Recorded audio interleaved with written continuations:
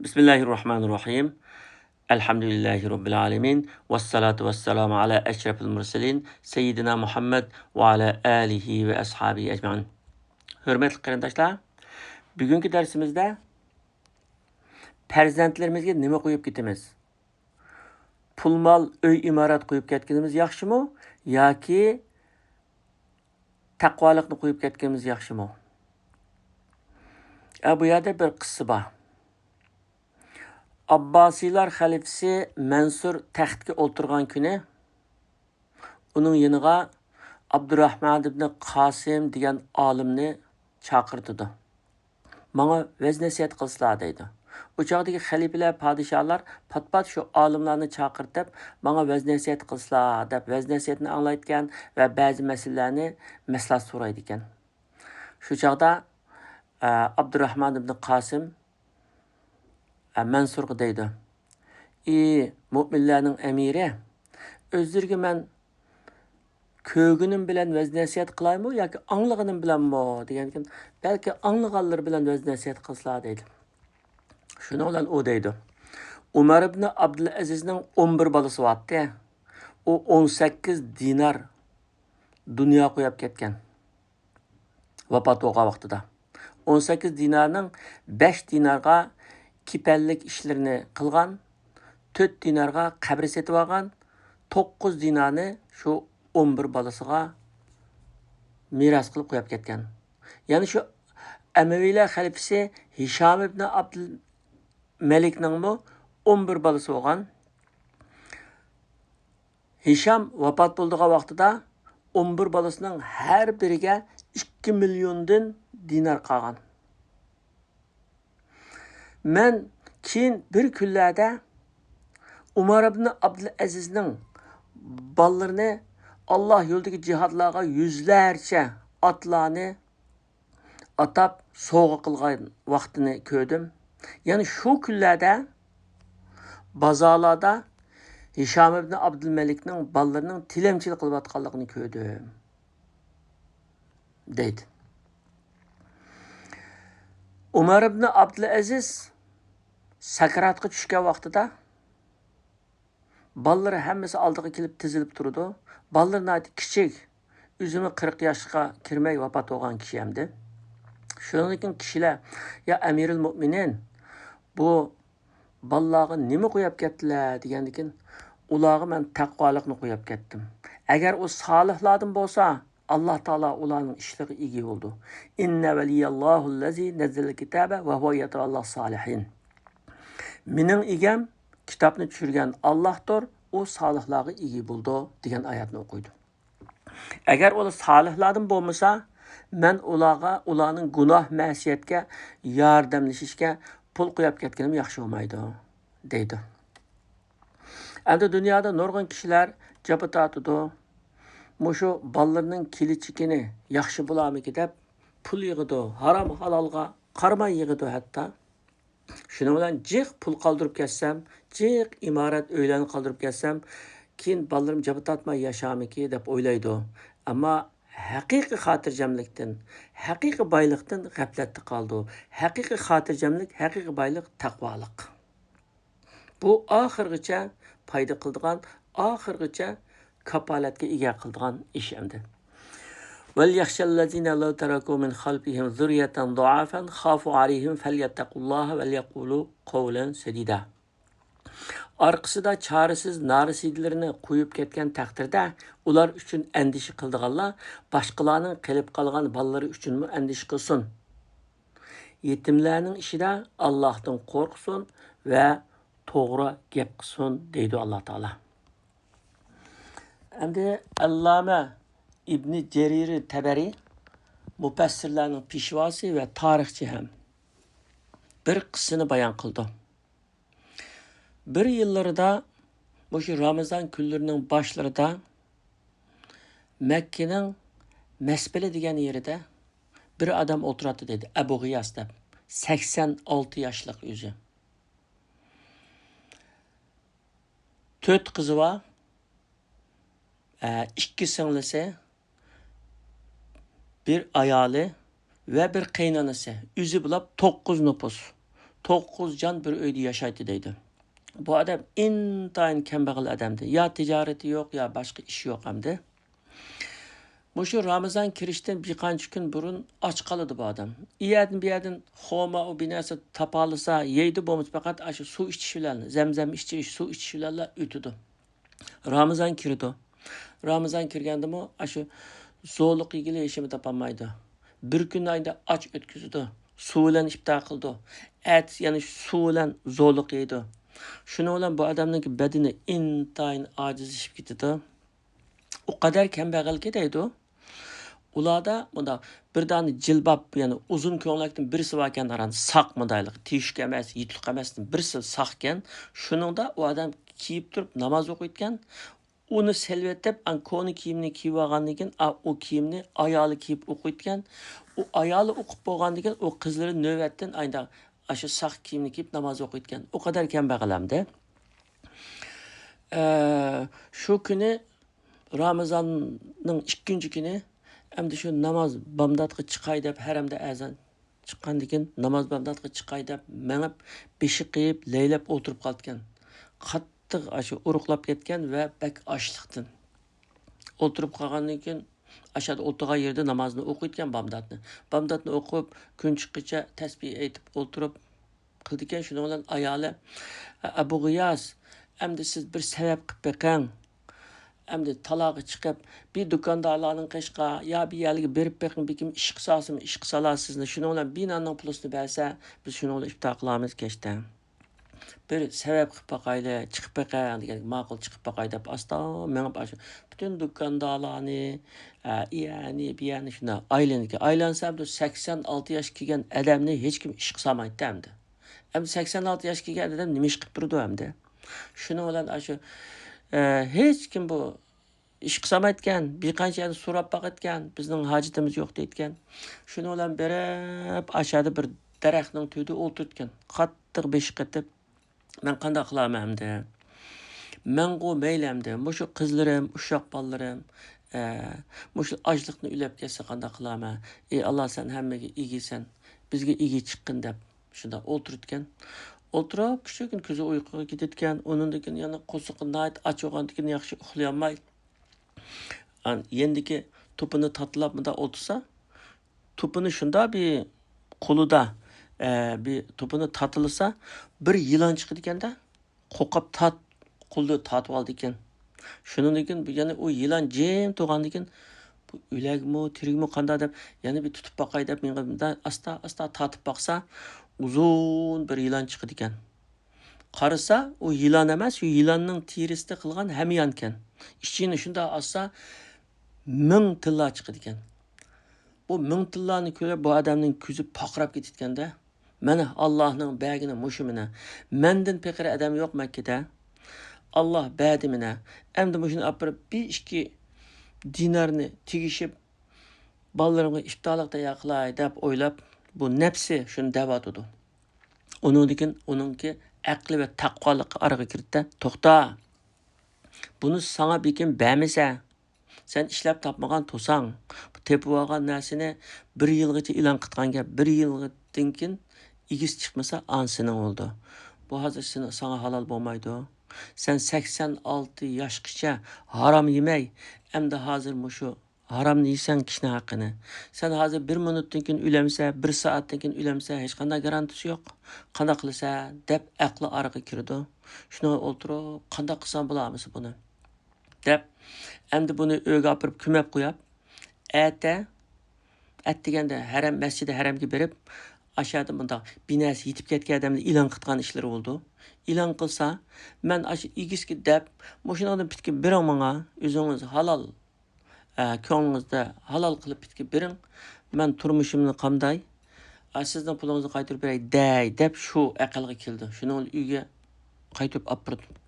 Uyga kirip, ayalım o kösetmeyi asla bir yak kümep qay dep kümü vassa, ayal kürep qaldı da, bu nimiş qılıp atı sağdı. Hemişel binası qoyattım degendikin, ayol kishi aytgan chang turib olib ko'rayotgan ko'rgandan keyin nima ishga ko'masa buni degan bu bizning emas egasiga topshirib berman degan keyin nan topdingiz tepib oldim degan Alloh bizga berib tug'mina bizdan kambag'al odam yo'q qizlaring ochlikdan ulab qolib qopdi Bizning mağdurimiz ketdi. Endi normalda mecbur bo'lib qolganda harom narsani yeysimi bo'ladi. Endi bizga halolga bu. Bir dinarni olsun apırıp yemek içmek elip gelip ballarımız şunda qısaq bo'lmamdı degan. Yo'q, bu bizning emas. Men 86 yoshgacha harom yeb boqmadim. Endi bu harom loqmani yeb, ashan tövbe qilib boquvchi ulab qolsam, men Allohning oldiga nima deb borma? Yo'q deb turoldi. Ayoli sen nimandaq adamsan? Ballaringni qaslayotsa qarab turib, o'limga tark etyapsan sen. Allah'ın bəgini muşu tutsa, Allah sana şunu biribdi bunu, ballarga bəsin deb, sizin unda qılırsan, degandikin. Sen əgər muyna məndə tartışıb versən, mən seni talaq qılvatımı ödün çıxdımə. Degandikin, tamam deb ayal gep qılmaydıken, şunu ola onu güməb qoyab. Ətisi, Məscid-i Haramga barsa, Xurasanlıq bir adam ilan qılğı turubdu. Cemaat, mening bir hamyonim yetib ketgan. Aşını tepaga uchirganlar bo'lsa, bergan bo'lsanglar deb e'lon qilavergan. Shuni bilan bu odam asta ashuni qishig'i berib, "Ya qarindishim, agar uni tepib olgan odam Allohdan qo'rqadigan bir taqvodor bir odam bo'lib qolgan bo'lsa, sizga uni qaytarib bersa, ashuningki 100% yani biremse degan, yo'q bermayman. Allah razı olsun onundan qaytarib bersin. Birenmeyme dedikin. Şunu olan asta yani ketediken. Ertesi yanı bar ediken. Bazı yanı şuna ilan qılğı turupdu. Mening bir hamyonim yetib ketgan. Tepib olganlar manga şunu tapşırıp bersanglar, Allah sizlarga ajr bersin dedikin. Degan yani yanıga berib, agar bu Allohdan qo'rqadigan bir odamning qo'liga tushib qolgan bo'lsa, siz uni bir tamam 10 ni bermasangiz bir azaq olsun bir 2 tal bo'lsa-ma bəsiniz bulamdı deganki yo'q bermayman, qat'iy bermayman. Alloh mukofot bersin uningga. Deb turdi ekan. Shuni bilan odamda o'ylab shada. Endi bu bermaydi ekan. Bu odamning haqqini o'ziga bir vatayamda boshqa chora yo'q endi deb, "Keling bizning uyga, men sizning nimangizni tepib olgan" deb aytgan. Qilganki shu chaqda Muhammad Jarir Tabari Mekkada turayotgan vaqt ekan. Aşu vaqalikni başdan axir kuzatib turgan ekan. Jarir Tabarimi billa kelgan hali bilan. Billa menga degan, "Keling sizmi keling" deytgan. Ma'qul deb uyga kelgandan keyin oltinlarni chiqirtgan. Chiqargan ekan u odam Xurosonlikqa birdan-bir sanab 1000 oltinni saq elib, yana ashu hamyonning ichiga silib, bo'g'ab, gap qilmay elib ketgan. Uyning ichida Abu G'iyosninki ayoli, qizlari, qaynonasi ishni yuchuqdan ko'rib, "Ha, oltin degan mushunda paqirayotgan mushunda narsa ekan. Ashuni albatta bu odam hozir sanayotdi. Bir 2 tal bizga tashlab berib ketdi-ku herhalde. Shuni biz iftar qilgan bo'ldik" deb o'tirsa, bir talni qo'yib qo'ymay ketgan. U odam ketib bo'lgandan keyin u qaynonasi ash xapliqdan aylanib ketdi ekan, yiqib tushib. U ayolimi deb bir aram bilib yig'lab ketgan. Mushunda yurak qattiq odamlar bo'ldi ekan o. Biz mushunda ahvolda tursak, pulini teppasak buning bir dinarim bermay ketdi deb qilg'ildigandan keyin Abu G'iyos, "Siz nima deyapsizlar? Pul o'zining bermasa bermaydi, u o'zining ishi. Ammo biz omonatni topshirdik. Bizning ishimiz Allohga, Alloh bizga ega bo'ldi" deb qoldi ekan. Shuningdan keyin shu bir kun o'tgandan keyin u Xurosonlik yana qaytib ketgan o'sha odamning uyiga. Kelitgan. İbn Jarir Tabarimi birga kelitgan. Endi tarix bunda qissalarga qiziqqandan keyin shu qissalarni yozay deb aylanib qilgan o'xshaydi. Birga kelitganda kelib vaqa mundoqlikda meningki Xurosonda bir dadam bordi. Dadam 3000 tilla bizga qo'ygan. 3000 tillarniki 1000 tillasini men vafot bo'lib ketgandan keyin ballalarim meros qolsin. 1000 tillarni sen haramga berib, haj qilib, menga duo qilgin dedi. Shu 1000 tillarni yana berib, Makkaning eng kambag'al odamga bersa, ammo men vafot bo'lib ketgandan keyin bersa. Men vafot bo'lib ketgandan keyin sen bersa deb vasiyat qilganda, shu men sizlarga 1 tillarmi, 10 tillarmi berolmaganim shu. Dadamning omonati bu. Endi xabar keldi Xurosondan, dadam vafot bo'lib ketibdi. Endi qarasam Makkada isildimmi kambag'al bekim yo'q ekan. Shunga shu 1000 tillar sizlarni deb Bədi deydi. Bəgəndiki şu Əbu Qiyas ayağılığı deytken, ködanlı mine, biz aşı bir tillani haram, bir tillani yemey, saqlığanlığımız üçün amanatını Allah Taala bizge aşı mingni bir etdi. Yani ve men yettaqillahi yec'allahu mahrajan degan mushmina. Kimki Allohdan qo'rqsa, uningga chiqish yo'li berdi va yarzuqu min haysu la yahtasib. Va o'ylamag'an rizq berdi degan mushmina deb ballarga tarbiya bergan. Shuningdan keyin buni hamda ash uydagilarniki hammasiga 100 tillardan arish etgan. Ash odamning ko'zida. Tabariga silami chikatmasa islom oltuslar. Peygamberimizge qanda bir hediye gelse, hediyeni aş oltuqallar bilan billa istimal qılatdı. Şuna İslam'ın şu mecliste boğallık için sizlerinin bir kişilik hakları var dep. Bula 9 nüfus Cerir bilan 10. 10 ile şu 100 dinardan arış etken. Şunu degan Muhammed ibn Cerir Taberi çıkıp ketadigan. Muhammed ibn Cerir Taberi keyin anlatadigan. Shuningdan keyin men shu 100 dinar mening nurg'un ishlarimga asqatdi. Diniy xizmatlarimga, kitob yozish, mamlakatdan mamlakatga safar qilish degandek nurg'un ishlarimga shunda bak asqatdi, bak manfaatlandim. 16 yildan keyin Makkaga yana keldim men deydi. Makkaga yana keldim. Shu joyga ketibdigan pulni olib. Makka kelsam, o Abu G'iyos degan odam ben ketib shu 2 oydan keyin vafot bo'libdi ekan. Uningki aşı qizlari shu Makkaniki nayati cho'ng, olim, ulamo, boy, ashundaq kishilarga turmushga chiqibdi hammasi deydi. Hammasining turmushi shunday yaxshi deydi. Meni necha kunlab ashular mehmon qildi. Dadasining qissalarini so'zlab berdim, ularning esida bor ekan. Ashunda qilib qarasam ular o adam ballarga mal dunyo emas, taqvolikni qaytarib ketganlik uchun, taqvolikni qolib qo'yib ketganlik uchun qizlarga ashular Allah Taola'ningki himoyasi ostida o'zining dinini, axloqini, taqvolikni saqlash jarayonida shunda yaxshi turmushga erishibdi. Ajoyib boy turmushda yashapti deb shunda deb yozadi ekan. Buni Ali Tantavi degan olim qissalashtirib uyda kengaytib yozgan. Asli İmam Tabari yozib qo'ygan qissa. Tariq-i Suvaydan ovozli qilib o'qigan. Muhammad Ratib Nablisimi ovozli qilib o'qigan. Biz hozir buni Uyg'urchasini men deb beryapman. Uningda boshqa hamda balalarga pul, uy imorat qilib qo'ygandan taqvolik bilan ilmning naytibik manfaatlik ishkanligini dedik.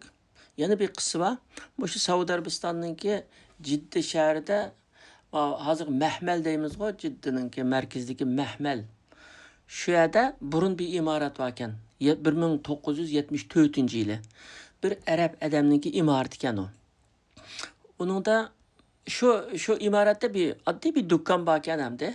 Ancha bak eqib ketmagan bir do'kon bor ekan. Bu İtalyaliklar kelib, İtalyalik kiyim loyihalaydigan shirkat kelib bunda jiddan iyabiga qarab bu abdan rastidagi yaxshi ekan bu. Ya mishani ijaraga alayli, ya mushuni setib bersa mushuni alayli deb egisini tepib o bovoyga mushu yeringiz bizga ijaraga beramsiz degan, yo'q bermayman degan. Setib beramsiz, yo'q degan.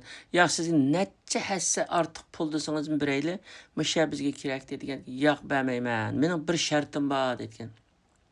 Nima sharting desa, mening mushu balamni Ravrus mushu loyiha ishida o'qitib, yetishtirib bersanglar, mushuni men bakalıq beryapman degan. Degandan voy balni o'qitish degan bu o'ng'ay gap, uningga bir $100,000 mi ketmaydi, ama sizning yeringizning o'rni degan ajoyib jiq pulliq ya bu degan. Men bilmayman, bilmayman.